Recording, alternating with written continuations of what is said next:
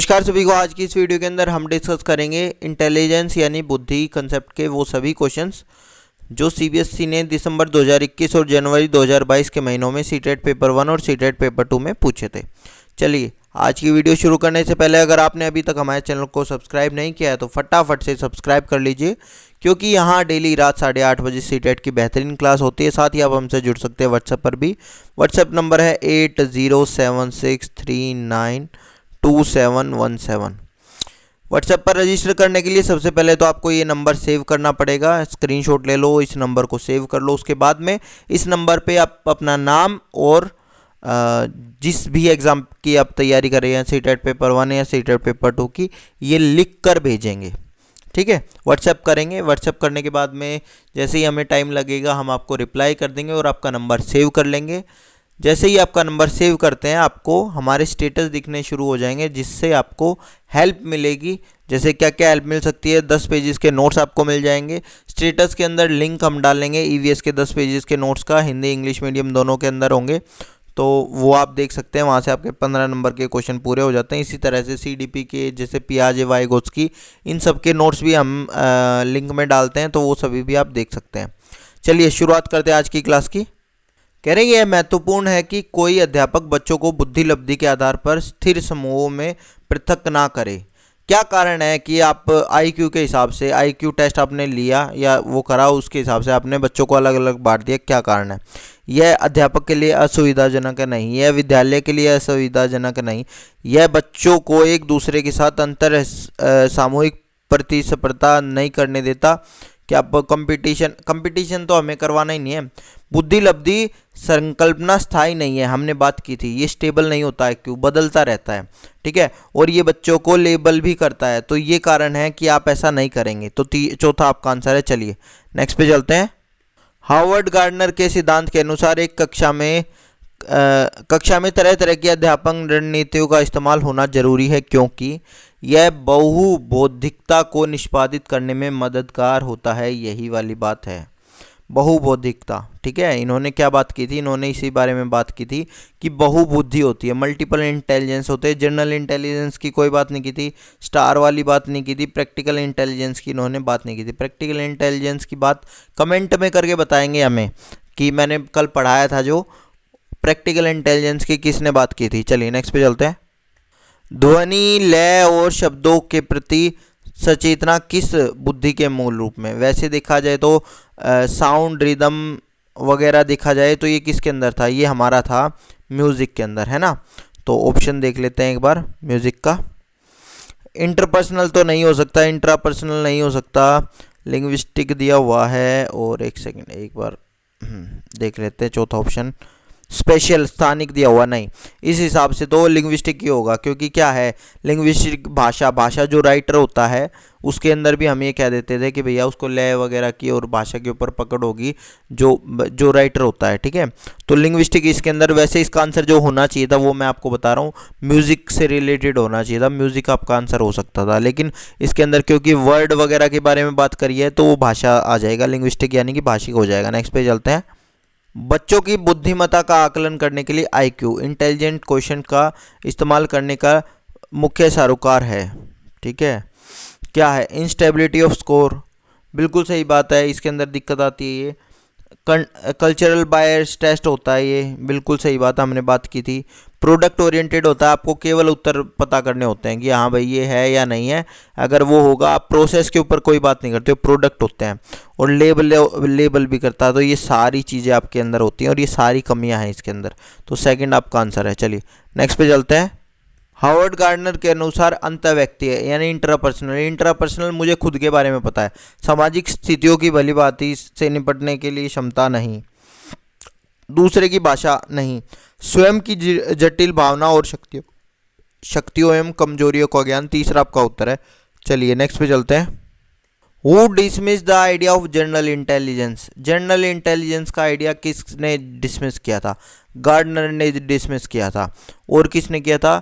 Thurston ने भी किया था। ठीक है, ये आपको पता होना चाहिए। चलिए नेक्स्ट पे चलते हैं।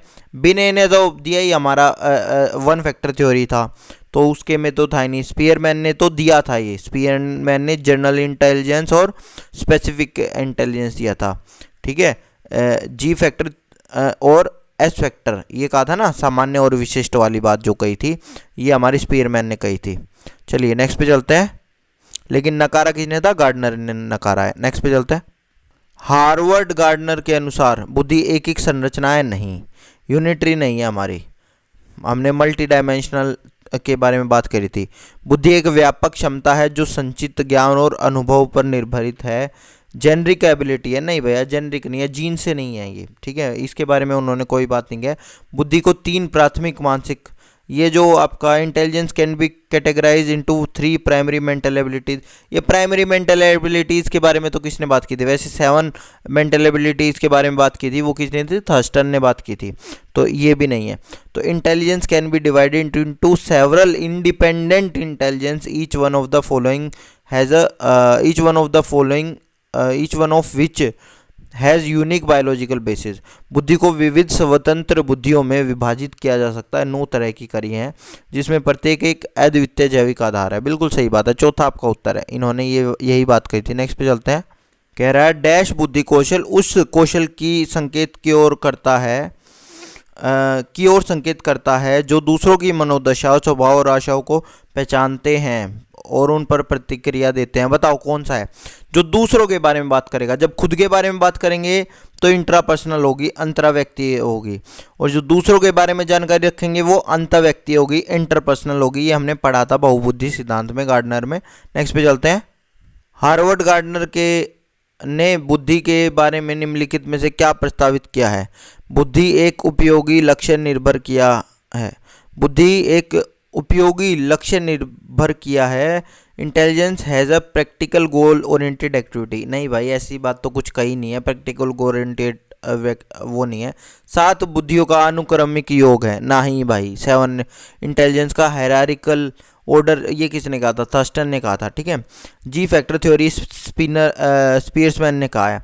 Intelligence comprise several kind of human abilities, ये है चौथा आपका आंसर है। चलिए, कई अलग अलग तरह की मानवीय क्षमताएं होती है इसके अंदर। नेक्स्ट पे चलते हैं।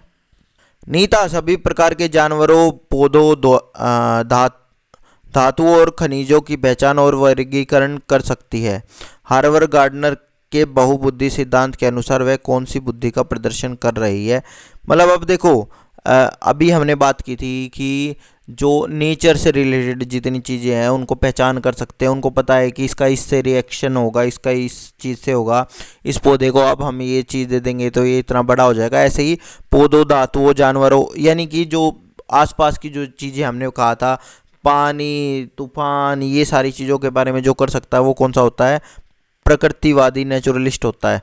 तो दूसरा आपका आंसर है। चलिए भैया नेक्स्ट पे चलते हैं। निशा अपनी सहेलियों, परिवार के सदस्यों की मनोदशा समझ लेती है। मतलब वही वाली बात आ गई, किसी दूसरे बंदे की मनोदशा आप समझ ले, तो ये क्या है? इंटरपर्सनल है, अंतर्व्यक्तीय बुद्धि है। चलिए, आसान था। नेक्स्ट पे चलते हैं। हार्वर्ड गार्डनर के बहुबुद्धि सिद्धांत के अनुसार यदि कक्षा में कोई बच्चा सहकर्मी समूह के स्वभाव, इरादा और मनोदशा, फिर वही वाली बात आ गई, मनोदशा की वाली बात, तो ये क्या है? ये इंटरपर्सनल है, अंतर्व्यक्तीय बुद्धि। तीसरा आपका उत्तर था। चलिए नेक्स्ट पे चलते हैं। निम्नलिखित में से कौन सी बुद्धि गार्डनर की बहुबुद्धि सिद्धांत में सम्मिलित नहीं है? स्पेशल, स्थानिक है, बिल्कुल है। शारीरिक, गति, संवेदी, ये भी है। प्राकृतिक बुद्धि भी है। कौन सी नहीं है देख लेते हैं, चौथी रह जाएगी। सृजनात्मक नहीं है। बताना, ये क्रिएटिविटी, इंटेलिजेंस एक में तो थी, किस में थी बताना, ये आपको कमेंट में बताना है, मैंने कल पढ़ाई थी। नेक्स्ट पे चलते हैं। हार्वर्ड गार्डनर के बहुबुद्धि सिद्धांत के अनुसार इनमें से कौन सी बुद्धि जटिल अंतःक्रिया भावनाओं को पहचानना और उनका प्रयोग करके आचरण को दिशा देना है? खुद का कर रहे हैं, देखो, जटिल आंतरिक भावनाएं, खुद की भावनाओं को पहचान रहे हैं और उनको आचरण को सही दिशा दे रहे हैं। तो ये क्या है? ये इंट्रापर्सनल है, अतः अंतः व्यक्तिक बुद्धि है ये। चलिए नेक्स्ट पे चलते हैं। कौन सी बुद्धि प्रकार हार्वर्ड गार्डनर के बहुबुद्धि सिद्धांत में नहीं बताई गई है? लिंग्विस्टिक है, भाषावंत है, बॉडी काइनेस्थेटिक है, ये भी है, संगीतात्मक भी है, क्रिस्टलाइज नहीं है। बताओगे? क्रिस्टलाइज और फ्लूइड इंटेलिजेंस किसने कही थी? बताओगे कमेंट में ये भी। नेक्स्ट पे चलते हैं। वैसे बता ही देता हूँ, कैटल ने कही थी। नेक्स्ट पे चलते हैं। मल्टीपल इंटेलिजेंस किसने दिया था भैया? गार्डनर ने दिया था। मल्टीपल इंटेलिजेंस हमने पढ़ाई है अभी। नेक्स्ट पे चलते हैं। गार्डनर ने इनमें से कौन कौन सी बुद्धि दी है? चिकित्सीय, जीव वैज्ञानिक नहीं भाई। कसरती, रचनात्मक नहीं भाई। प्रैक्टिकल, एनालिटिकल, क्रिएटिव बताओ कौन सी है? एनालिटिकल, प्रैक्टिकल, क्रिएटिव किसने दी थी? ये आप बताओगे। वैसे इसने तो दी है चौथे वाली हमारी। चलिए नेक्स्ट पे चलते हैं। हार्वर्ड गार्डनर के बहुआयामी सिद्धांत के अनुसार निम्नलिखित में से किसका प्रयोग दृष्टिगत जगत को सही तरह से अनुभव करने में आता है की योग्यता और आरंभिक अनुभव में परिवर्तन लाने के लिए योग्यता में किया जाता है? आपको बताना है इनमें से। देखो क्या कह रहे हैं। होवार्ड गोर्डना अरे क्या बोल रहा हूँ मैं। Harvard gardener theory of multiple intelligence, while of the following term is applied to ability to perceive the visual world accurately and to transform on one's initial perception? अब देखो समझो इस चीज़ को एक बार। आप परसीव कर रहे हो कोई विजुअल वर्ल्ड को। विजुअल वर्ल्ड आपका कौन सा हो सकता है? मैंने आपको बताया था कि डांस करते हुए एक बंदा है, वो ये देखता है इस स्टेज को मैं किस तरह से यूज़ कर सकता हूँ। आपको एक डिज़ाइन बनाना है, घर बनाना है, आपको एक इतनी छोटा सा एक जगह दी है, उसमें आपको ये देखना है कि इसके अंदर मैं क्या क्या चीज़ें बना सकता हूँ। तो ये आप उस चीज़ को परसीव कर रहे हो और अब आप उसके हिसाब से उसको ट्रांसफॉर्म कर रहे हो। तो ये किसका था? ये स्पेशल इंटेलिजेंस। इसीलिए जो डिज़ाइनर थे, जो आर्किटेक्ट थे, वो सभी इसके अंदर आते हैं हमारे। तो दूसरे वाला स्थानिक बुद्धि है इसके अंदर। ठीक है। दृष्टिगत जगत आप देखते हो, आपको ये पता होता है जगह क्या, आपको मालूम होता है कितनी बड़ी जगह है, इसमें क्या क्या काम हो सकता है। नेक्स्ट पे चलते हैं। एक नवीन परिस्थिति में दूसरों की तुलना में अधिक अपसारी चिंतन करने वाले व्यक्ति की बुद्धि का वर्गीकरण क्या है? दूसरे व्यक्ति की बुद्धि का वर्गीकरण क्या होगा, आप ये बताओ। कह रहे हैं एक नवीन परिस्थिति में दूसरे की तुलना में अधिक अपसारी चिंतन करने वाले व्यक्ति का What kind of intelligence possessed by people who think more divergently than others? क्या होगा ये? हमने बात की थी इसके बारे में। ये आपकी होगी प्रैक्टिकल इंटेलिजेंस। सॉरी, प्रैक्टिकल नहीं, क्रिएटिव इंटेलिजेंस। हमने बात की थी इसके बारे में जब हमने आपको जो कंपोनेंट थ्योरी थी, ठीक है, जब उसके बारे में पढ़ाया था तो मैंने आपको बताया था एक क्रिएटिव इंटेलिजेंस होती है कि लोग नई नई चीज़ें जो उन्होंने पुराना सीखा होता है उसको नई जगह बना के अपना वो करते हैं। तो उसका क्रिएटिव इंटेलिजेंस था। कहाँ सिखाया था? दिखा देता हूँ एक बार मैं। ये देखिए, ये था ना, ये रहा टेआर की जो आपकी घटकीय बुद्धि वगैरह ये बताए थे मैंने। तो यहाँ मैंने आपको बताया था एक्सपेरेंशियल इंटेलिजेंस या फिर उसी को कहते हैं क्रिएटिव इंटेलिजेंस। तो उस टाइम पे मैंने बताया था कि पुराने पास्ट एक्सपीरियंस से अगर आप कुछ नया सोल्व करते हैं तो आपका यही रहेगा। चलिए नेक्स्ट पे चलते हैं हम फटाफट। बुद्धिमत्ता को मापने के लिए बुद्धिलब्धि परीक्षाओं का प्रयोग वैध है क्योंकि यह बुद्धिमत्ता को शुद्धि से संभावित करता है, एक्यूरेटली प्रिडिक्ट करता है। नहीं भाई, हमने तो बात करी है IQ टेस्ट हमारा कभी एक्यूरेटली होता ही नहीं है। ठीक है, की आलोचना की गई है क्योंकि कई परीक्षाओं में सांस्कृतिक पक्षपात झलकता है, कल्चरली बाइज्ड होते हैं। ये वाली बात हमने कही थी। ठीक है, चलिए नेक्स्ट पे चलते हैं। तो दूसरा आपका इसका आंसर है। नेक्स्ट पे चलते हैं। हार्वर्ड गार्डनर के बहुबुद्धि सिद्धांत के अनुसार यदि किसी व्यक्ति में दूसरों के अभिप्राय, भावना और व्यवहार को समझने की योग्यता है तो ये क्या होता है? ये इंटरपर्सनल आ जाता है हमारा। तो ठीक है, इंटरपर्सनल, ये पहले वाला इंट्रापर्सनल है नहीं, अंतर्व्यक्ति है। ये क्या है? अंतर्व्यक्ति है। ठीक है, अंतर्व्यक्ति का भी ये अंतर्व्यक्ति होना चाहिए था मेरे हिसाब से। ठीक है, ये इंट्रापर्सनल होता है। चलिए नेक्स्ट पे चलते हैं। बुद्धिमत्ता के समकालीन सिद्धांतों जैसे कि हार्वर्ड गार्डनर द्वारा दिए गए सिद्धांत के अनुसार बुद्धि के बारे में निम्नलिखित में से कौन सा कथन सही नहीं है? कौन सा कथन सही, नॉट करेक्ट, ठीक है, सही नहीं है। बुद्धिमत्ता को यहाँ हिंदी में तो लिख रखा है सही है, इंग्लिश में लिख रखा है नॉट करेक्ट। बुद्धिमत्ता को मानकीकृत परीक्षाओं के द्वारा सटीक रूप से बतलाया जा सकता है, ये बात तो गलत है, ये बात तो बिल्कुल गलत है। नोट, अगर नोट के हिसाब से देखा जाए तो ये आंसर आ जाएगा। बुद्धिमत्ता के अंतर्गत कई स्वतंत्र बुद्धियाँ आती हैं, ये सही है। बुद्धि आनुवांशिक और पर्यावरणीय कारकों की जटिल परस्पर क्रिया का परिणाम है। ठीक है। प्रेरक परिवेश प्रदान करके बुद्धिमत्ता को बढ़ावा दिया जा सकता है। इसके बारे में तो कुछ बात ही नहीं की थी उसने बात की थी इसके बारे में। कौन सा गलत है, कौन सा गलत है, तो ये हमने यही बात है, ये गलत है उसके हिसाब से तो। ठीक है, तो पहला आपका उत्तर आ जाएगा। चलिए नेक्स्ट पे चलते हैं। अगर सही होता तो सही वाले में दूसरे वाला बात करता मैं। नेक्स्ट पे चलते हैं। देखो भाई, हिंदी वाले में ये दिक्कत हो जाती है, हिंदी वाले में अंतर्व्यक्ति लिख दिया, जबकि एक अंतर्व्यक्ति क्या है। बाकी क्या कह रहा है, हार्वर्ड गार्डनर के अनुसार किसी अन्य व्यक्ति की मनोदशा और स्वभाव दूसरे को, तो इंटर वाले को करोगे आप, तो इंटर है हमारा, तीसरे वाला आपका उत्तर है। नेक्स्ट पे चलते हैं। हार्वर्ड गार्डनर के बहुबुद्धि सिद्धांत में कौन से है इनमें से बताओ। भाई विश्लेषणात्मक तो उन्होंने कोई बात नहीं कही है, ये किस में थी विश्लेषणात्मक, एनालिटिकल थिंकिंग किसने बात की थी, स्टेनबर्ग ने बात की थी इसके बारे में। क्रिएटिव के बारे में भी उसने बात की थी। ठीक है, तीसरा आपका आ जाएगा लिंग्विस्टिक, मैथमेटिकल और म्यूजिकल, यही आपकी उसने बात की थी। फ्लूइड और क्रिस्टल आपकी किसने बात की थी, केटल ने बात की थी। चलिए, जनरल स्पेसिफिक के किस बारे में किसने बात की थी, स्पेयरमैन बात की थी। नेक्स्ट पे चलते हैं। एक बच्चे को दूसरे की नीयत और इच्छाओं को समझने की योग्यता है दूसरों की, तो वो इंटरपर्सनल है, उसके अंदर अंतर्व्यक्ति है। ठीक है, चलिए नेक्स्ट पे चलते हैं। हार्वर्ड गार्डनर के अनुसार बुद्धि क्या है, a set of several distinct ability. ये तो सिंपल है, ये मैंने शुरुआत में ही बताया था आपको। ठीक है, चलिए नेक्स्ट पे चलते हैं। किस विचारक ने इस बात को नकारा है कि बुद्धि एकल इकाई और कई पृथक प्रतिवाद, ये तो किसने कहा है बताओ। सेवरल इंडिपेंडेंट इंटेलिजेंस होती है, वो किसने कही है, वो आपके गार्डनर ने कही है। ठीक है, इंटेलिजेंस के बारे में, जब इंडिपेंडेंट इंटेलिजेंस के बारे में बात करेंगे, सेवरल डिस्टिंक्ट इंडिपेंडेंट इंटेलिजेंस के बारे में बात करेंगे। ठीक है, नेक्स्ट पे चलते हैं। हार्वर्ड गार्डनर के सुझाव दिया कि अलग अलग प्रकार की बुद्धियाँ होती हैं, निम्नलिखित में से कौन सी बुद्धि गार्डनर के प्रस्तावित प्रकारों में नहीं है, कौन सी नहीं है। संगीतमय है, भाषाई है, ये व्यवहारिक नहीं है, प्रैक्टिकल नहीं है।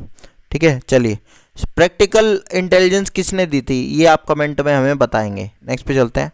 हार्वर्ड गार्डनर के सिद्धांत में बुद्धि वाले व्यक्ति वनस्पति और जीवो, जब वनस्पति जीव की बात आ गई तो वो प्रकृतिवादी हो गया है, नेचुरलिस्टिक हो गया, मैंने बता ही दिया था ये आपको। नेक्स्ट पे चलते हैं।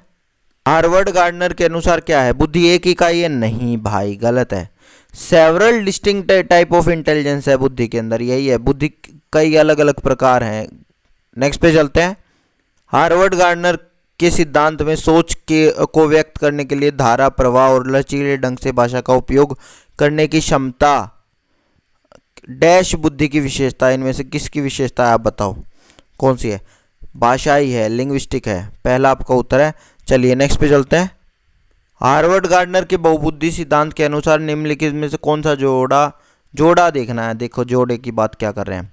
बुद्धि का प्रकार क्या है, बुद्धि का प्रकार कह रहा है अगर कोई बंदा भाषा बढ़िया होगी तो वो लास्ट में अकाउंटेंट बन जाएगा, नहीं भैया, उसमें तो मैथमेटिकल रीजनिंग वाली वो होगी तो वो बनेगा वो। ठीक है, लिंग्विस्ट वाला तो बढ़िया वक्ता वगैरह बन सकता है, स्पेशल वाला स्थानिक वाला आर्किटेक्ट बन सकता है, ये बिल्कुल बात सही है।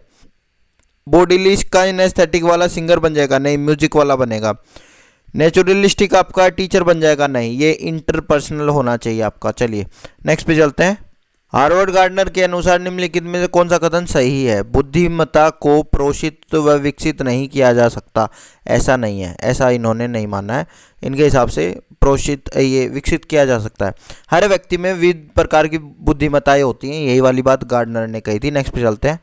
हार्वर्ड गार्डनर के बहुबुद्धि सिद्धांत के अनुसार अपनी भावनाओं, अवस्थाओं, संवेगों, अभिप्रेरणा के बारे में जागरूक रहना, वो अपनियों के बारे में है, तो वो क्या आएगा, वो इंट्रापर्सनल आ जाएगा। वो किस चीज़ में आ जाएगा, इंट्रापर्सनल, यानी कि अंतर्वैयक्तिक बुद्धि। चलिए नेक्स्ट पे चलते हैं।